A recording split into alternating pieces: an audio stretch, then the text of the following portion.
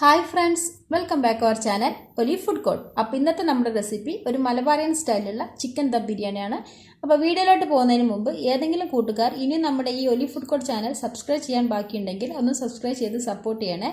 അതോടൊപ്പം വരുന്ന bell icon കൂടി ക്ലിക്ക് ചെയ്ത് ഓൾ എന്നും കൂടി പ്രസ് ചെയ്താൽ ഞാൻ ഇടുന്ന പുതിയ വീഡിയോസ് നിങ്ങൾക്ക് നോട്ടിഫിക്കേഷനായി കിട്ടുന്നതാണ്.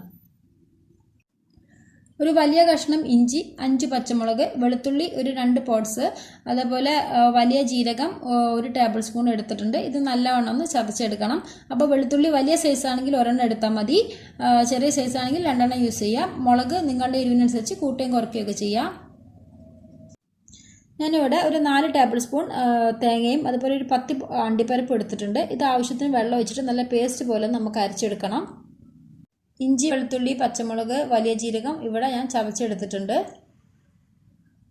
അതുപോലെ തന്നെ തേങ്ങയും അണ്ടിപ്പരിപ്പും കൂടെ ചേർത്തതും ഇത് ഞാൻ നല്ല ഫൈനായിട്ട് ഇവിടെ അരച്ചെടുത്തിട്ടുണ്ട്. ഞാനിവിടെ 1 കിലോ ചിക്കൻ എടുത്തിട്ടുണ്ട്. ചിക്കൻ നല്ലവണ്ണം വാഷ് ചെയ്തിട്ട് അതിലെ വെള്ളം എല്ലാം ഊറ്റിയെടുക്കണം. അതായത് ചിക്കൻ നല്ല ഡ്രൈ ആയിട്ട് എടുക്കണം. അല്ല എന്നുണ്ടെങ്കിൽ നമ്മൾ മസാല ഉണ്ടാക്കുന്ന സമയത്ത് ചിക്കനിൽ മസാലയിൽ വെള്ളം ഇറങ്ങും. ഇനി ഇതിലേക്ക് ഞാൻ 2 ടീസ്പൂൺ മല്ലിപ്പൊടി ചേർത്ത് കൊടുക്കുന്നുണ്ട്.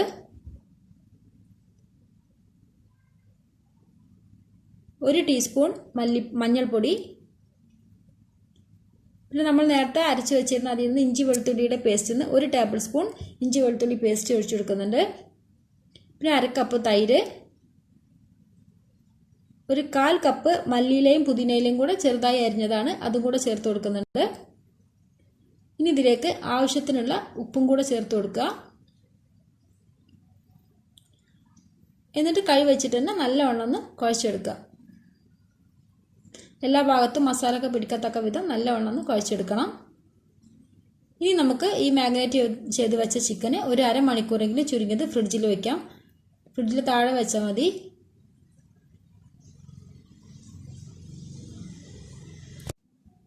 ഞാനിവിടെ ഒരു കടായി വെച്ചിട്ടുണ്ട്. ഫ്ലെയിം ഓൺ ചെയ്ത ശേഷം പാൻ ചൂടാകുന്ന സമയത്ത് നമുക്കിതിലേക്ക് 2 ടേബിൾ സ്പൂൺ നെയ്യ് ചേർത്ത് കൊടുക്കാം. ഞാനിവിടെ പശു നെയ്യാണ് ചേർത്ത് കൊടുക്കുന്നത്. ഇനി ഇതിലേക്ക് നമുക്ക് ചെറുതായി അരിഞ്ഞു വെച്ച് അണ്ടിപ്പരിപ്പ് ചേർത്ത് കൊടുക്കാം. അണ്ടിപ്പരിപ്പ് ലൈറ്റ് ബ്രൗൺ ആകുന്ന സമയത്ത് നമുക്കിതിലേക്ക് കുറച്ച് കിസ്മിസ് ചേർത്ത് കൊടുക്കാം. എന്നിട്ട് ഫ്രൈ ആകുന്ന സമയത്ത് നമുക്കിതിൽ നിന്ന് എടുത്ത് മാറ്റാം. ഇനി നമ്മൾ ഈ എണ്ണയിലേക്ക് തന്നെ ചെറുതായി കട്ടി കുറഞ്ഞ് അരിഞ്ഞു വെച്ച ഒരു സവാളയും കൂടെ ചേർത്ത് കൊടുക്കുന്നുണ്ട്. അപ്പോൾ നിങ്ങൾ വലിയ സവാളയാണെങ്കിൽ ഒരെണ്ണം എടുത്താൽ മതി, ചെറുതാണെങ്കിൽ 2 എണ്ണം വരെ എടുക്കാം. ഇനി ഇത് ലൈറ്റ് ബ്രൗൺ കളറാവുന്നവരെ നമുക്കൊന്ന് ഫ്രൈ ചെയ്തെടുക്കണം.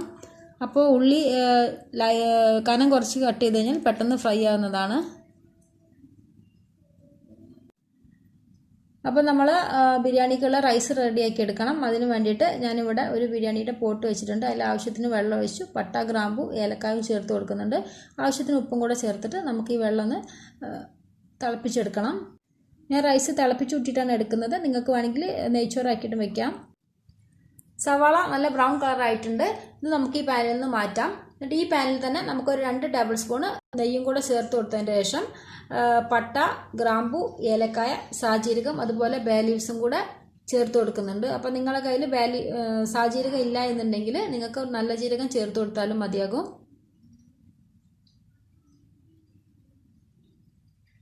ഇനി ഇതിലേക്ക് ഒരു 3 വലിയ സൈസിലുള്ള ഉള്ളി ചേർത്ത് കൊടുക്കുന്നുണ്ട്. സവാള ചെറുതായി കട്ടി കുറഞ്ഞ് അരിഞ്ഞതും കൂടെ ചേർത്ത് കൊടുക്കുന്നുണ്ട്. ഇതിന് മീഡിയം ഫ്ലെയിമിൽ ലൈറ്റ് ബ്രൗൺ കളർ ആകുന്നവരെ നമുക്കൊന്ന് വഴറ്റിയെടുക്കണം.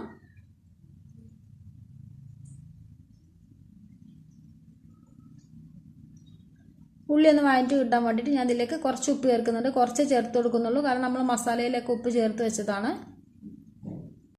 ഇനി നമുക്ക് അടച്ചു വെച്ച് കുക്ക് ചെയ്യാം. ഉള്ളി നല്ലോണം വഴറ്റി വന്നിട്ടുണ്ട്. ഈ സമയത്ത് നമുക്കിതിലേക്ക് നമ്മൾ നേരത്തെ ചതച്ച് വെച്ചിരുന്ന വെളുത്തുള്ളി ഇഞ്ചി പേസ്റ്റ് ഇതിലേക്ക് മുഴുവനായിട്ടും ചേർത്ത് കൊടുക്കാം. അതുപോലെ 3 നല്ല പഴുത്ത തക്കാളിയും കൂടെ ചേർത്ത് കൊടുക്കുന്നുണ്ട്. ഇത് നല്ലോണം ഒന്ന് മിക്സ് ചെയ്ത് വെക്കുക. അടച്ചു വെച്ച് കുക്ക് ചെയ്തെടുക്കാം. അപ്പോൾ നമ്മൾ തിളപ്പിച്ച് ഊറ്റാനുള്ള വെള്ളം ഇവിടെ നല്ലോണം തിളച്ചിട്ടുണ്ട്. ഈ ഒരു സമയത്ത് ഞാൻ ഇതിലേക്ക് 1 കിലോ ബിരിയാണി റൈസ് ചേർത്ത് കൊടുക്കുന്നതാണ്. നിങ്ങൾക്ക് വേണമെങ്കിൽ ബസുമതി റൈസ് വേണമെങ്കിൽ യൂസ് ചെയ്യാം. അരിയും കൂടെ ചേർത്തിട്ട് നല്ലവണ്ണം ഒന്ന് മിക്സ് ചെയ്തെടുക്കുക.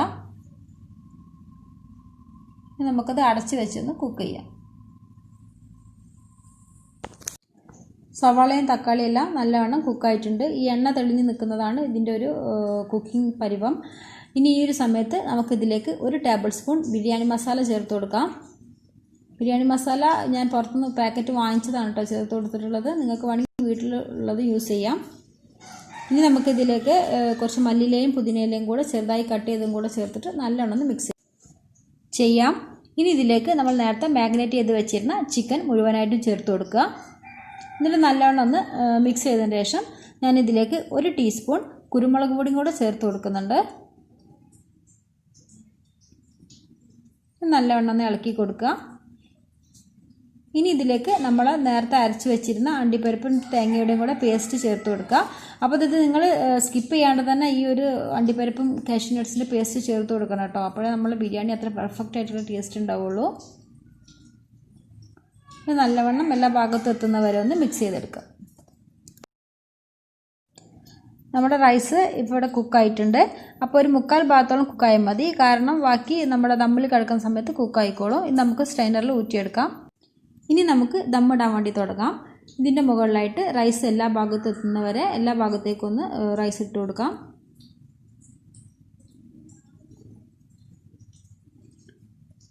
ഇനി ഇതിലേക്ക് മുകളിൽ ഞാൻ 2 ടേബിൾ സ്പൂൺ നെയ്യ് ഒഴിച്ചു കൊടുക്കുന്നുണ്ട്. ഇതിൻ്റെ മുകളിലായിട്ട് കുറച്ച് ഗരം മസാല ചേർത്ത് കൊടുക്കാം. ഇവിടെ വീട്ടിൽ പൊടിച്ചെടുത്ത ഗരം മസാലയാണ്. അപ്പോൾ എല്ലാ ഭാഗത്തും എത്തുന്ന വരെ ഒന്ന് ഇട്ട് കൊടുക്കുക. ഇനി നമുക്ക് ഇതിൻ്റെ മുകളിൽ ഫ്രൈ ചെയ്ത് വെച്ചിരുന്ന ഓണിയനും കൂടെ, അതായത് ഉള്ളിയും കൂടെ ചേർത്ത് കൊടുക്കാം. നേരത്തെ വറുത്ത് വെച്ചിരുന്ന അണ്ടിപ്പരിപ്പും കിസ്മിസും അതുപോലെ കുറച്ച് മല്ലിയിലയും പുതിനയിലയും കൂടെ ഇതിൻ്റെ മുകളിലായിട്ട് സ്പ്രെഡ് ചെയ്ത് കൊടുക്കുക. ഇനി ഇതിൻ്റെ മുകളിൽ കുറച്ചും കൂടി റൈസ് ഇട്ട് കൊടുത്തിട്ട് നമ്മൾ നേരത്തെ ചെയ്ത സെയിം പ്രൊസീജിയറിൽ തന്നെ നമുക്ക് വീണ്ടും ഇതുപോലെ ചെയ്തെടുക്കാം. അതായത് ആദ്യം കുറച്ച് നെയ്യ് ഇട്ട് കൊടുക്കുക, പിന്നെ ഗരം മസാല, ഫ്രൈ ചെയ്തിരുന്ന സവാള, വറുത്തെടുത്ത അണ്ടിപ്പരിപ്പ്, മുന്തിരി, അതുപോലെ ചെറുതായി കട്ട് ചെയ്ത മല്ലിയിലയും പുതിനയിലയും ഇതിലേക്ക് ഇട്ട് കൊടുക്കാം.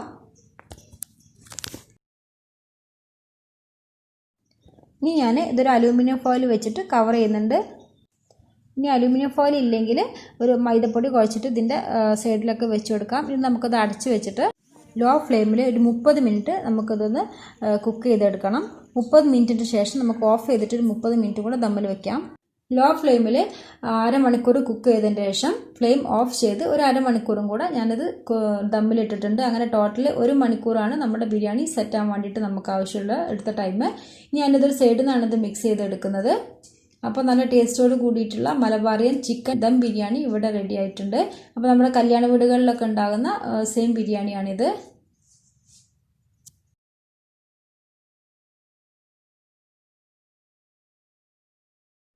ഫ്രൈ ചെയ്ത് വെച്ചിരുന്ന സവാളയും അണ്ടിപ്പരിപ്പും അതുപോലെ കിസ്മിസും ഞാൻ കുറച്ച് മാറ്റി വെച്ചിരുന്നു.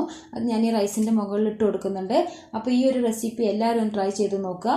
എന്നിട്ട് നിങ്ങളുടെ വിലയേറിയ അഭിപ്രായങ്ങളും നിർദ്ദേശങ്ങളൊക്കെ ഫീഡ്ബാക്കായിട്ട് അറിയിക്കുക. എന്തെങ്കിലും ഡൗട്ട്സ് ഉണ്ടെങ്കിൽ അത് കമൻറ്റ് ബോക്സിൽ ഇടുക. അപ്പോൾ അടുത്ത റെസിപ്പിയായി വരുന്നവരെല്ലാവർക്കും നമസ്കാരം. താങ്ക്